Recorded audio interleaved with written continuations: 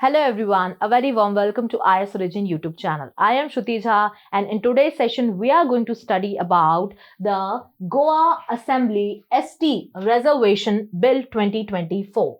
So recently लोक सभा में इस बिल के ऊपर बातचीत हुई और ये बिल क्या आपको बताना चाह रहा है या बिल ये क्या एक्सेप्ट कर रहा है फ्यूचर में करने के लिए। तो देखिए, अगर आप बिल के नेम को देखो तो the name is the readjustment of representation of scheduled tribes in the Goa assembly. तो यहां पर जो एसटी की ट्राइब्स हैं, शेड्यूल्ड ट्राइब्स हैं, उनकी रिप्रेजेंटेशन को लेके बात हो रही है कि अब पहले अगर रिप्रेजेंटेशन कम थी, नेग्लिजिबल थी, तो उसको हमको वापस रिकंसिडर करना चाहिए और गोवा लेजिस्लेटिव असेंबली में यहां पर एसटी की रिप्रेजेंटेशन को अब इंपॉर्टेंस देनी चाहिए। ये इस बिल की यहां पर रिकमेंडेशन है। और यहाँ पे अगर आप देखो तो जो ऑपोजिशन है उनका ये भी कहना है कि यहाँ पे एक डिले जो दिखाई दिया है सेंसस में, क्योंकि आपको पता है कि census is conducted every 10 year और लास्ट सेंसस हमारे इंडिया में 2011 में हुआ था, 2011 में।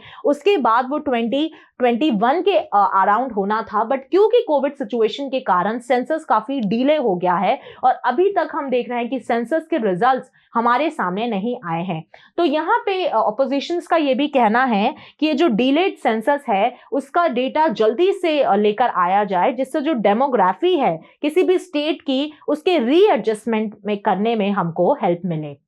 अब अगर आप बिल ओवरव्यू की बात करो तो the readjustment of representation of scheduled tribes in assembly constituencies of the state of Goa bill 2024, ये इस बिल का पूरा नेम है। तो यहाँ पे ये कोशिश कर रहे हैं कि जो गोवा असेंबली है उसमें एसटी के लिए सीट्स को रिजर्व किया जाए। और यहाँ पे ही अगर आप देखो तो गोवा असेंबली में 40 सीट्स आपको दिखाई देती हैं। इस 40 सीट्स में कोशिश की जा रही है कि 4 सीट्स की रिप्रेजेंटेशन एसटी कम्युनिटी को यहां पर मिलनी चाहिए। अब देखिए, गवर्नमेंट का ये कहना है या फिर यहां पर आप जो रिप्रेजेंटेटिव्स जो इस बिल के सपोर्ट में बात कर रहे हैं उनका ये कहना है कि जब यहां पर एसटी को रिप्रेजेंटेशन पहले नहीं दी गई थी तो क्योंकि वहां पे उनकी नेग्लिजिबल एसटी पॉपुलेशन थी, इसलिए उनको यहां पर रिप्रेजेंटेशन नहीं प्रोवाइड करी गई थी। बट क्योंकि later on over the years यहां पर एड्रेस किया गया है कि एसटी की पॉपुलेशन काफी बढ़ी है और अगर आप रिसेंट सेंसस का डेटा लेकर आओगे तो काफी ज्यादा आपको इंक्रीज्ड पॉपुलेशन दिखाई देगी, इसलिए हमको शेड्यूल्ड ट्राइब्स को वहां पर रिप्रेजेंटेशन देना इंपॉर्टेंट हो जाता है। And however with the recognition of certain communities as STs over the time, this demographic has grown, prompting the need for the representation. Now coming towards the key provisions of the bill, तो यहाँ पे अगर आप बात करो कि इस bill में क्या ऐसी प्रोविजंस को सामने लाया गया है, तो सबसे पहले तो देखिए बोला गया है कि जो एसटी पॉपुलेशन है उसको सही तरीके से एस्टिमेट किया जाए। अब यहाँ पे सेंसस कमिश्नर को यहाँ पर टास्क दिया गया है कि आप एस्टिमेशन यहाँ पर देखिए कि एसटी की एक्चुअल में ऑन ग्राउंड लेवल गोवा में कितनी पॉपुलेशन यहाँ पे प्रेजेंट है। और यहाँ पे ही उनको बोला गया है कि भाई based on the 2001 census data आपको बताना है कि एसटी की पॉपुलेशन यहाँ पर कितनी है।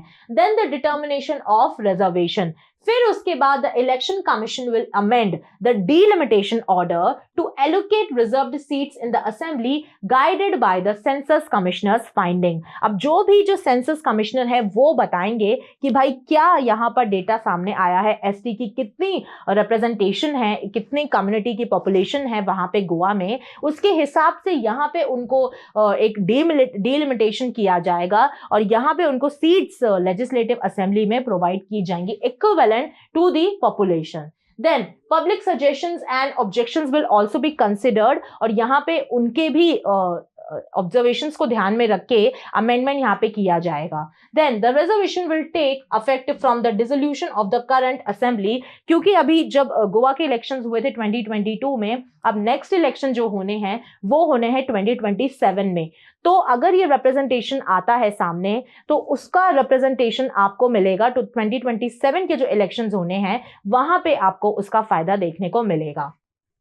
Coming towards the introduction of bill, अगर आप देखो कि ये इंट्रोड्यूस कब किया गया था, तो ये अगस्त में इंट्रोड्यूस किया है on August 5, 2024 by the union and law minister Arjun Ram Meghwal, उनके द्वारा इस बिल को लाया गया था। अगर आप दिसंबर 2024 की बात करो, एकदम करंट सिचुएशन की अगर हम बात करें कि इस बिल की कहां तक अभी पोजीशन रही है, कहां तक इस बिल को पहुंचाया गया है, तो देखिए राज्यसभा में कंसिडरेशन होना अभी इसका बाकी है, और यहां पे जो है वो कंसिडरेशन लोकसभा में तो हो गया है, बट राज्यसभा में अभी डिस्कस होना बाकी है। अब गोवा चीफ मिनिस्टर की अगर आप यहां पर देखिए तो प्रमोद सावंत जो कि गोवा के चीफ मिनिस्टर हैं, इनका कहना है कि based on the population estimates, अगर हम देखें कि पॉपुलेशन एसटी की अगर मेजर करें तो उसके हिसाब से तो यहाँ पे 4 सीट्स प्रोवाइड की जानी चाहिए 2027 इलेक्शंस में एसटी कम्युनिटी को। Now coming towards the Goa ST population, अब अगर यहाँ पे आप बात करो दिसंबर 2024 की, तो यहाँ पे आपको देखने को मिलेगा कि 149,275 इंडिविजुअल्स यहाँ पे एसटी के पाए गए हैं। अब यहाँ पे देखिए, अगर रीसेंट ऑफिशियल डेटा यहाँ पे ये बात कर रहे हैं कि हमारे पास अभी प्रेजेंट नहीं है, क्योंकि अभी सेंसस का डेटा सामने नहीं आया है, तो इसलिए यहाँ पे 2011 का डेटा आपको बताया गया कि 2011 का डेटा अगर आप कंपेयर करो तो वो आपका है 1,49,275 individuals are there from the scheduled tribes community. Now, this increase resulted from the inclusion of the Kunbi, Gabra and Velip communities. अब ये जो आपको दिखाई दिया है कि भाई 2001 से 2011 में एक सर्ज देखा गया है एसटी कम्युनिटी की पॉपुलेशन में, तो यहाँ पे ये जो 3 कम्युनिटीज को इंक्लूड किया गया था, उसकी वजह से ये सर्ज को यहाँ पर एड्रेस किया गया है। This demographic shift necessitates a reevaluation of representation. तो डे बाय डे क्योंकि पॉपुलेशन उनकी बढ़ रही है, काफी ज्यादा ट्राइब्स को इंक्लूड किया जा रहा है, तो यहाँ पर री-एवैल्यूएशन करना बहुत ज्यादा इंपॉर्टेंट है कि किस तरीके से हम उनकी ऐसा ना हो कि हम कहीं से एक यहाँ पर केयरलेसनेस दिखा दें, कम्युनिटी की पॉपुलेशन ज्यादा हो बट उनको रिप्रेजेंटेशन असेंबली में यहाँ पर कम मिले। Coming towards the what the opposition is actually saying, ठीक है। अब देखिए यहाँ पे अगर हम देखें तो बहुत सारे ऐसे एमपीज हैं लोकसभा में, जैसे आपके प्रीतमा मॉन्डल हो गया, सुप्रिया सुले हो गया, यहाँ पे इनका सपोर्ट सामने आया है बिल के, और यहाँ पे इनका कहना है कि डेफिनेटली हमको ये डीलिमिटेशन करना चाहिए गोवा की असेंबली में, और वहां पे रिप्रेजेंटेशन शेड्यूल्ड ट्राइब्स की कम्युनिटी की बढ़ानी चाहिए। They brought to light the importance of completing the census for the accurate delimitation. तो इनका बोलना है कि डीलिमिटेशन करने के लिए हमारे पास एक्यूरेट सेंसस का डेटा तो हो पहले, अगर हमारे पास डेटा ही नहीं है, पॉपुलेशन ही नहीं पता है किस कम्युनिटी की कितनी है, तो हम डीलिमिटेशन किस बेसिस पे करेंगे। तो यहाँ पे गवर्नमेंट को एक तरीके से बोला जा रहा है कि सेंसस जो आपने अपना डिले किया है वो आप उसको प्लीज जल्दी से रिकरेक्ट करिए। And Sule requested the clarity on the government plans for the women reservation. यहाँ पे इनका कहना है कि भाई वुमेन रिजर्वेशन पे गवर्नमेंट का क्या कहना है वो भी आप बताइए बाय द ईयर। अगर आप देखें कि यहाँ पे 2029 तक का अगर बात हो रही है कि रिजर्वेशन अब क्या होगा, बिकॉज इलेक्शंस अभी 2024 में कंडक्ट हुए हैं, तो लेटर ऑन यहाँ पे आपको 2029 में आपको इलेक्शंस दिखाई देंगे, तो वहां पे बोला जा रहा है कि वुमेन रिजर्वेशन आप कितना देंगे वो भी आप जो है वो यहाँ पर क्लैरिटी प्रोवाइड करिए। अब यहाँ पे आईएनसी के एक फेमस पॉलिटिशियन है किरण नामदेव, इनका कहना है कि भाई ये जो सेंसस का अभी डिले हुआ है वो एटलीस्ट इसके पहले 150 साल तक का इतना डिले देखा नहीं गया जितना इस बार के सेंसस में हमें दिखाई दे रहा है, जिसकी वजह से डेफिनेटली इनका कहना है कि यहाँ पे बहुत एक जरूरत है एक कॉम्प्रिहेंसिव काउंट की। पूरे पॉपुलेशन को हमें सही तरीके से एक्यूरेटली काउंट करना होगा if we want to understand